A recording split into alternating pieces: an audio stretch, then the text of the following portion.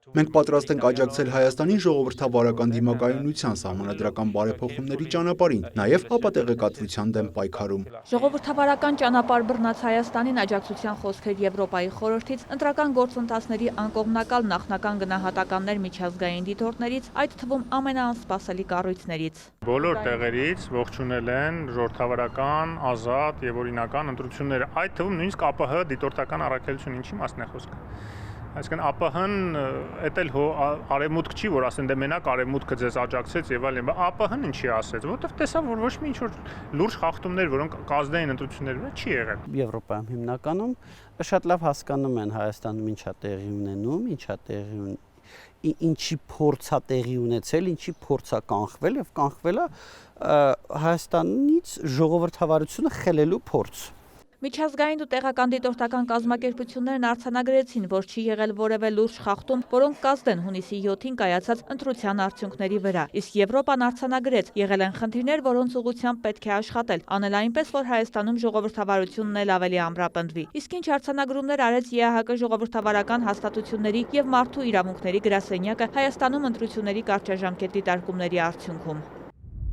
2026 թվականի հունիսի 7-ի խորհրդարանական ընտրությունները ընտրողներին ապահովվել են քաղաքական այլընտրանքների միջև իրական ընտրություն կատարելու հնարավորությամբ, ընդհանուր առմամբ լավ կազմակերպված գործընթացի պայմաններում։ Քարոզարշավի ընթացքում արձանագրվել է արտերկրից ուղղակի ճնշում, առևտրային սահմանափակումների խստացման եւ անվտանգության սպառնալիքների տեսքով, որը նպատակ ուներ հօգուտ ընդդիմադիր ուժերի ոչ պատշաճ կերպով ազդել ընտրողների վրա։ Քարոզարշավն աչքի է ընկել բարձր հռչակատմամբ եւ պառակտող ռետորաբանությամբ, ինչպես նաեւ ների գնման եւ ընտրական այլ խախտումների վերաբերյալ մեղադրանքներով, որոնք հանգեցրել են ընդդիմության թեկնածուների եւ ակտիվիստների նկատմամբ բազմաթիվ քրեական վարույթների հարուցմանը, ինչի հետևանքով ընդդիմության բազմաթիվ աջակիցներ ձեռնպահ են մնացել քարոզարշավին ակտիվ մասնակցելուց։ 35-ամյա պատմության մեջ Հայաստանի անկախության առաջին անգամ է, որ դիտորդական առաքելությունների քննադատությունը ուղղված է ոչ միայն իշխանություններին, այլ նաեւ ընդդիմությանը։ Այսինքն սա աննախադեպ է, երբ որ ընդդիմությունը փաստորեն մեղսակից է այնպիսի խախտումների, որը նույնիսկ իշխանությունը այդ ծավալի խախտումներ չի արել եւ չի արձանագրվել այդպիսի խախտումներ։ Եվ խոսքը նախ եւ առաջ ընտրակաշառքների մասին է։ Խնդիր էր ընտրակաշառքը, խնդիր էր բևեռվածությունը, խնդիր էր ատելության խոսքը, խնդիր էր վարչական ռեսուրսի էպիզոդիկ չարաշահումները, իհարկե շատ մեծ խնդիր է Ռուսաստանի միջամտությունը։ Բայց այդուհանդերձ, եթե նայենք, ասենք, լավ, այս ընտրությունները ընտրություն էին, ազգային ժողովը քիչ թե շատ արտահայտում է հանրային տրամադրությունները, թե չի արտահայտում, ինչպես օրինակ 17 թվականի ազգային ժողովը չէր արտահայտում, հա։ Իհարկե արտահայտում է։ Անկախ դիտորդ դաշինքը երկարաժամկետ դիտարկում է իրականացրել մարտի 9-ից։ Քարոզարշավին նախորդող ամիսների ընթացքում դիտարկել է 52 հավաք, իսկ նախընտրական քարոզչության փուլում 499 հավաք եւ հարցազրույցներ իրականացրել հավաքների 735 մասնակցի հետ։ Իսկ քվեարկության օրվա դիտարկումն իրականացվել է շուրջ 700 դիտորդի մասնակցությամբ։ Եղել են ընտրատեղամասերի 95%-ում։ Արդյունքը եզրակացությունն է։ Ազգային ժողովի հերթական ընտրությունները տեղի են ունեցել բավական արտառոց քաղաքական եւ աշխարհաքաղաքական պայմաններում։ Իոաննիսյանը ընդգծում է նաև անցկացման բարձր մակարդակը, որն ըստ նրա նորություն չէ։ Մենք տասնամյակներով նույնիսկ կարելի ասել դա ունեցել ենք, նոր մեծ անգամ որոշ սղաճ այդ առումով արձանագրել ենք։ Եվ այդ սղաճը նաև արտահայտվեց մի շարք խնդիրների մեջ, ինչպիսին էր այդ զինծառայողների քվեարկությունը, որը հետո երկար տևեց, ինչպիսին էր որոշ տեղամասերում քվեաթերթիկների պակասը։ Այո, միջամտությունները կային, բայց այդ միջամտությունները չհասան իրենց ցանկալի արդյունքի։ Իշխանության բնույթն է այդպիսին է, որ այն էլ Հայաստանի պես ոչ այսպես կատարյալ ժողովրդավարություններում բնականաբար այդպիսի չարաշահումներ տեղերում կարող են լինել։ Կարևորը դա որ դա համակարգային չի եղել եւ դա որևէ կերպ չի ազդել նաեւ ընտրությունների արդյունքների վրա, այլ եղել է հատվածական ինչ-որ դեպքեր։ Ի տարբերություն նախկինում տեղի ունեցած ծեծուջարդերով, քվեատուփերի գողություններով ուղեկցվող ընտրությունների, հիշատակում է Խուշուձյանը։ Դրա փոխարեն այսօր կան իրական արդյունքներ, կան անհամաձայնություններ եւ բողոքարկումներ, այսինքն այն, ինչը համարվում է ժողովրդավարության ցուցիչ։ Ամբողջությամբ նորմալ է, որ Սահմանադրական դատարանում բողոքարկվում է, ասեմ ավելին, Սահմանադրական դատարանում բողոքարկման հիմքերից մեկը նաև այն է, որ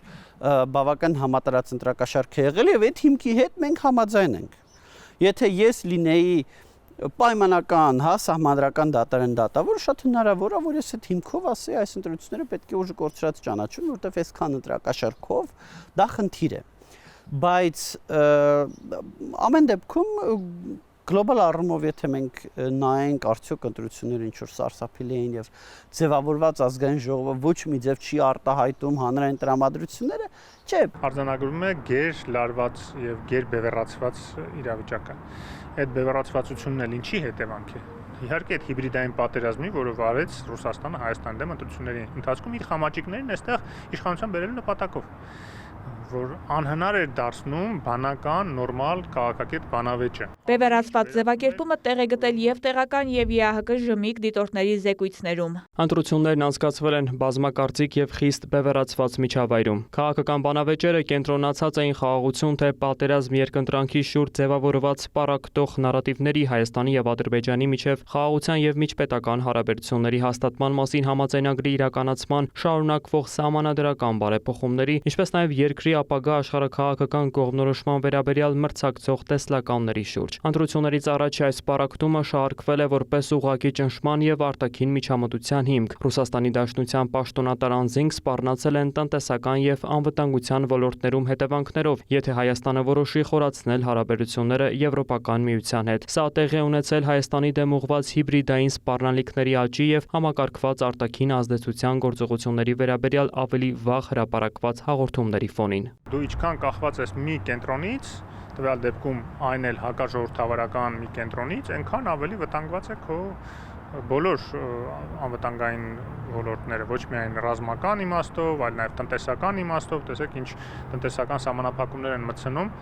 որպեսզի ճնշում գործադրեն մեր վրա։ Ինչի պետք է մենք կախված լինենք տնտեսապես միայն մի երկրից, որպեսզի այդ երկիրը երբ ուզենա մեր վրա ճնշում գործադրի։ Իսկ անկախ դիտորդ դաշինքը հետևյալ ձևակերպումն է տվել 2026 թվականի հերթական ընտրությունները ներկայացվել եւ ընկալվել են որպես Հայաստանի համար աշխարհաքաղաքական ընտրություն։ Դաշինքի ներկայացուցիչը մեկնաբանում է. Մի կողմից լավ է, որ ընտրությունները ընկալվում են որպես ծրագրերի մրցակցություն, բայց վատ է այն առումով, որ ըստ էության կային բազմաթիվ ուժեր, որոնք որ ուղղակի առաջարկում էին ըստ էության անկախության ուղով չշարժվել։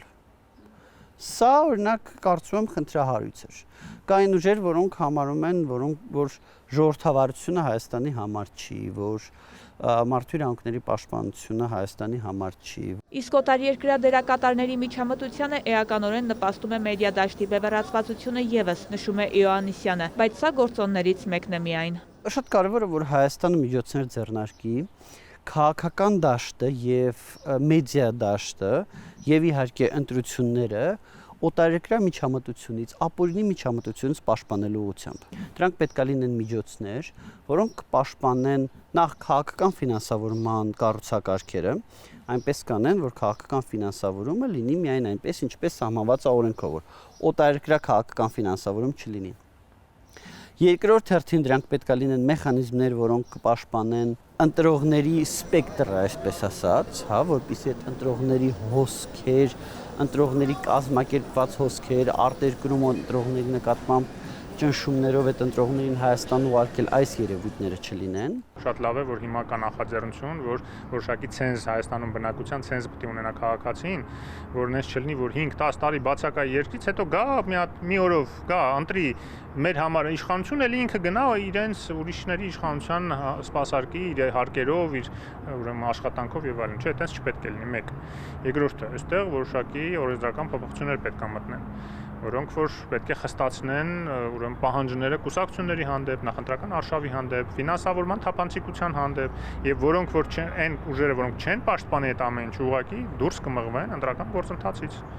Եվ ամենակարևորը վերջաբան դատաիրավական համակարգը պետք է մաքրվի։ Մի կողմից ներքին ու արտաքին ճնշումներ, մյուս կողմից ընտրությունների անցկացման բարձր մակարդակ։ Արդյոք այս պայմաններում կարող են դրանք համարվել ազատ եւ արդար։ Ազատ այո, բայց արդարության հարցում վերլուծաբանը տարակուսում է։ Միջազգային դիտորդներն, տեղական դիտորդներն ֆիքսում են, որ անհավասար են եղել պայմանները, որովհետև նույն այդ այսպես կոչված ընդդիմությունը, որը իմ համար քրեա օլիգարխիայի մնացուկներն է, հսկայական ռեսուրսների է տիրապետել՝ ի տարբերություն այն ժողովրդավարական այլընտրանքային ուժերի, որոնք որ չեն ունեցել այդ ռեսուրսները այդ ծավալի քարոզարշավ կազմակերպելու համար, արդյունքում դուրս մնացին խորհրդարան չմտան։ Բանախոսը եզրափակում է արդար էր այնքանով, որ ընդդիմությունը անարդար քայլերով հաղթանակ չկարողացավ գրանցել, բայց կարողացավ աղավաղել քաղաքական դաշտը մտնելով խորհրդարան։